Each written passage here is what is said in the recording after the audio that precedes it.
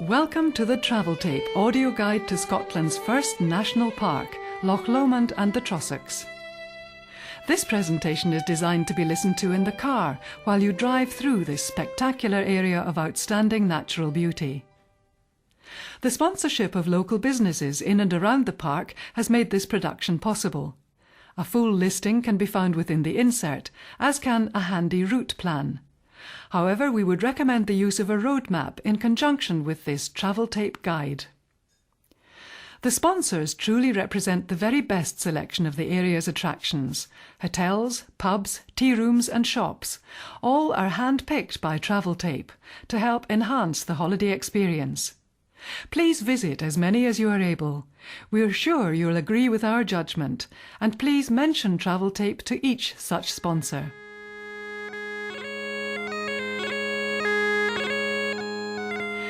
This is the land of Rob Roy and the Clan MacGregor, who were often known as the Children of the Mist. It's also the land of other clans, MacLaren, Ferguson, Buchanan, Lamont, Stewart, Colquhoun and the mighty Campbells, who sometimes fought each other, but often joined forces to fight a common foe. Here the Romans built their most northern encampments in their failed quest to conquer the wild men of Caledonia. Vikings carried longboats from Loch Long to Loch Lomond itself, only to be routed at the Battle of Largs.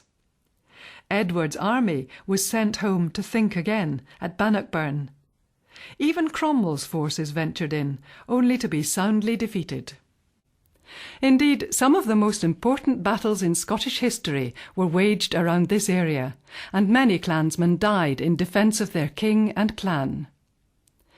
In more recent times it can be claimed that tourism in the Highlands of Scotland began in the Trossachs, with Sir Walter Scott's famous novel The Lady of the Lake. What had generally been regarded as a wild and untamed land beyond the border, inhabited by savages in skirts, suddenly became the place to visit. Arriving in convoys of horse-driven coaches, with Scott's novel clutched firmly in hand, they set out on their journey of wonderment, and were not disappointed, for Scott's romanticised descriptions were true to their word. They were staggered by the incredible scenery, which they had previously only attributed to the likes of Switzerland, where most of the aristocracy and wealthy classes spent their holidays. Now Scotland was in vogue, and even larger numbers were able to sample the delights when the railways opened up lines to take advantage of the tourist boom. Indeed, in 1850, a young Thomas Cook was entrusted with the first large package tour in Scotland. The plan was to go from Glasgow to Stirling, Loch Katrine and Loch Lomond and back, all in one day.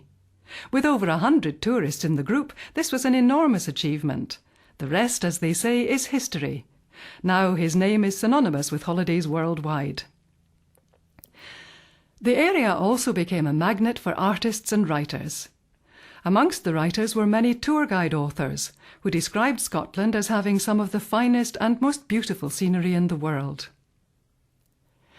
But this area is not only about scenery, for this small part of the Scottish Highlands is a magical place. Here you find the rich variety of wildlife amongst the mountains, lochs, glens, rivers, coastline and forests. Here you can learn of the legends of giants, monsters and fairies.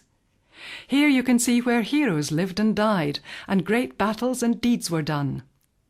This audio guide is not a history of the area, but a collection of interesting facts, some stranger than fiction, tales and legends, which, when grouped together, help recreate the magic of this wonderful place, designated as Scotland's first national park.